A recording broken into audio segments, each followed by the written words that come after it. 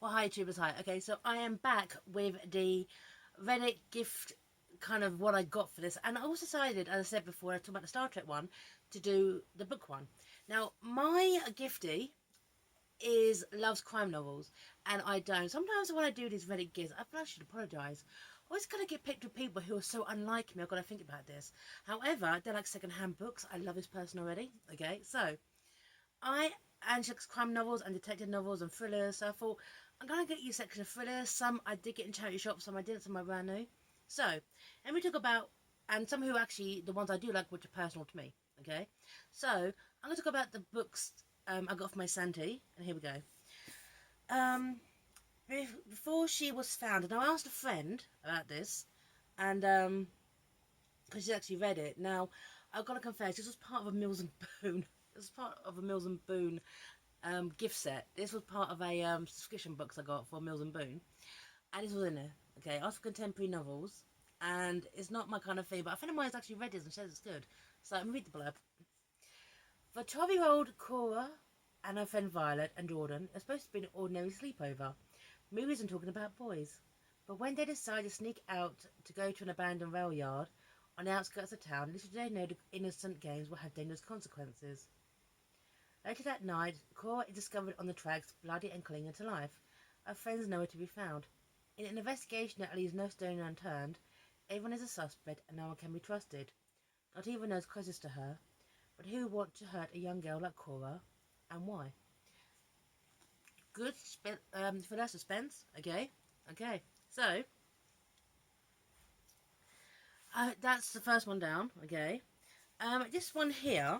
Okay, is called "The Girl Who Wasn't There" by Friedrich von Schirach. International bestseller of the cleaner case. I want to kind of mix up the genres a little bit. When it comes to thriller, I wanted to kind of mix it up a little bit. When it comes to crime and thriller, a bit historical, a bit of contemporary. Here we go. And this was actually a charity shop find. Okay. Sebastian von Eisenberg has survived his disastrous childhood to become a celebrated, if controversial, artist. He casts a provocative shadow over the Berlin scene. His disturbing photographs and installations show that truth and reality are two distinct things for him, for everyone else. But when Sebastian is accused of murdering a young woman and the police investigation takes a sinister turn, seasoned defense lawyer Conrad Beagle agrees to represent him and hopes to help himself in the process. But Beagle soon learns that nothing about the case or the suspect is what it appears. Dark and ingenious, The Girl Who Wasn't There is a chilling story of truth, deception, and the reach of the law. Now, I actually do like reading books that are written by non-English authors, if you will, okay? Because it's translated from the German by Anthea Bell. Because sometimes you kind of get a kind of sense of different kind of ways. It's kind of like the Girl with the Dragon Tattoo, okay? That's obviously a translated novel, and sometimes I think you lose a little bit of translation. Another really, really good German novel is called Look Who's Back, which is when Hitler, Adolf Hitler, wakes up, literally where he killed himself outside his bunker in Germany by a kiosk, and it is Hitler. And he's got to try and make sense of the modern world. Now I understand German's kind of dry sense of humour, so I kind of got the novel, okay, but yeah. So that's always kind of interesting. So that's obviously a translated book. Now this is called The Lonely by Andrew Michael Hurley. It was the Costa Book Awards winner in 2015 and the British Book Awards Book of the Year. And two brothers, one mute, the other his lifelong protector. Year after year, the family visits the same sacred shrine on a desolate strip of coastline known as The Lonely, in desperate hope of a cure. In the long hours of waiting, the boys are left alone. They cannot resist the causeway revealed with every turn of the treacherous tide, the old house they glimpse at the end. Many years on, Hannah is a grown man no longer in need of his brother's care. But then the child's body is found, and the lonely always gives up his secret in the end. Has also got a comment by Stephen King. So, as I said, not my kind of fiction. Okay. Um, Another charity shop find by Mary Kubrick, or say Kubricka, author of the bestseller The Good Girl. Okay. And this is a more contemporary novel, okay? In downtown Chicago, Esther Vaughan disappears from her apartment without a trace.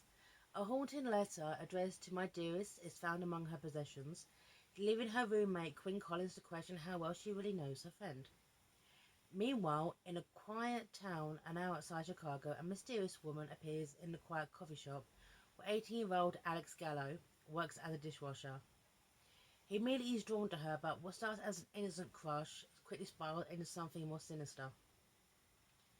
Now, I like the fact, okay, Alex Gallo, Gallo as in gallows, and a W at the end, gallows, as in, yeah, okay, so, I thought that was more contemporary, more interesting, okay. Now, these were brand new books, okay, and I got these, I'll put these at Asda, okay, but this is a brand new book by Joanna Hayes, or sorry, Haynes, sorry, author is C.J. Skews.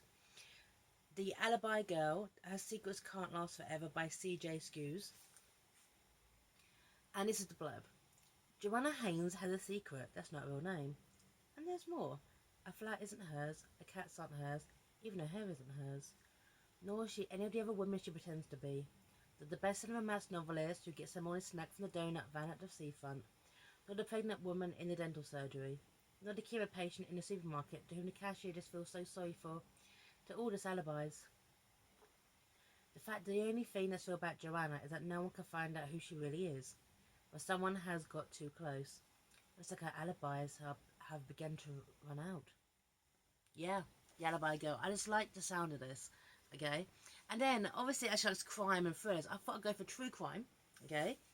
And maybe it's just me because, yes, I'm a Londoner, okay? And I know Whitechapel. Not well, but I do know Whitechapel.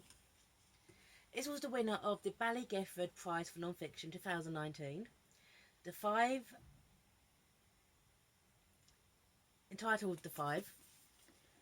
The Untold Lives of the Women Killed by Jack the Ripper by Hallie Rubenhold. Okay? Now, I'm actually going to get a copy of this myself later on. Okay? Polly, Annie, Elizabeth, Catherine and Mary Jane are famous for the same thing. They never met. They came from Fleet Street, Knightsbridge, Wolverhampton, Sweden and Wales. They wrote ballads, ran coffee houses, lived on the country estates. They breathed ink dust on printing presses and escaped people traffickers. What they had in common was the year of their murder, 1888. The murderer was never identified, but the name created for him by the press has become more famous than any of these women. In this devastating narrative of five lies, historian Hallie Rubenhold finally gives these women back their stories.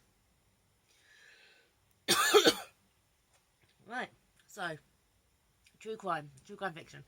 Okay, so now comes for I thought this giftee likes to be surprised, so I thought I'm gonna send you some books that I like. Okay, to kind of see maybe like something a little bit different. So I like Japanese fiction. So I'm going to talk about this book by Natsuo Kurino called Out. Okay, this book is just fantastic. It's just beautifully twisted, beautifully twisted, and translated by the Japanese by Stephen Snyder. Okay, so read the blurb. What happens when you cross the line? When you discover a taste for the unthinkable? Can you be drawn into a murder for friendship, for a way out of your dreary existence? Daring and disturbing, Out is prepared to push the limits of this world, not only in violence but sex, and also in human outlook. Out is a potent cocktail of urban blight, perverse feminism, and vigilante justice. Now, I wanted to do books about Japan because this kind of sets Japan as a urban sprawl, if you will, and I've actually been to Japan, okay? Whereas the other book about Japan, and it's one of my favourite books ever, by one of my favourite authors ever, it's called Shinju, the first of the Sano Ichiro novels by Laura Jo Rowland. This book is, it got it on Amazon through a second-hand seller because, hey, I've got virtually the full set over there, okay? This is one of my favourite books ever. I read this book when I was still uni, okay? And it's set in feudal Japan. It's set in, here you go, Edo, Gunroku period, Tokyo, January 1689. This is set in 17th century Japan. Okay, when the capital was Edo and not Tokyo. Okay. A case of doomed love, or wedding victims of a killer. When beautiful, wealthy Yukiko and low-born artist Noriyoshi are found drowned together in what everyone seems to be a Shinju, a ritual double suicide. Everyone believes the cause was their forbidden love. Everyone, that is, but Sano Ichiro. Despite their official verdict and being warned off by his superiors, the shogun's most honourable inspector of events, situations and people, as his job title, suspects that this double death was not only a tragedy, it was a murder. Risking his family's good name and his own life, Sano will search for the killer across every level of society, determined to find answers to a mystery that no one seems to want solved. Yeah, this book is just the first one of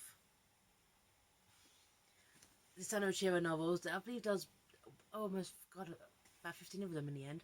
But I mean, this is the first book about Sano Ichiro, who is the honourable detective of Japan. But the thing is, his superiors basically want him dead. The shogun is all over the place, and if he screws up and fails, he'll be executed.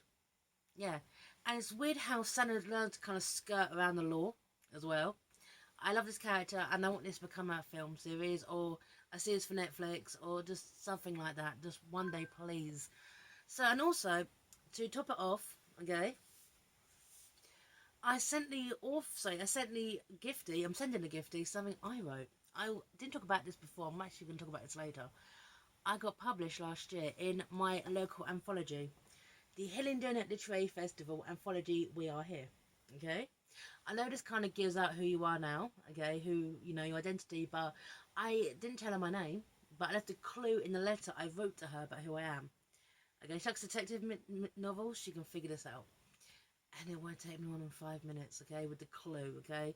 You know, it's like when you watch Batman Forever. Mr. E. Oh, mystery. Another name for mystery? Enigma. Oof, please. Okay, so, but I was published in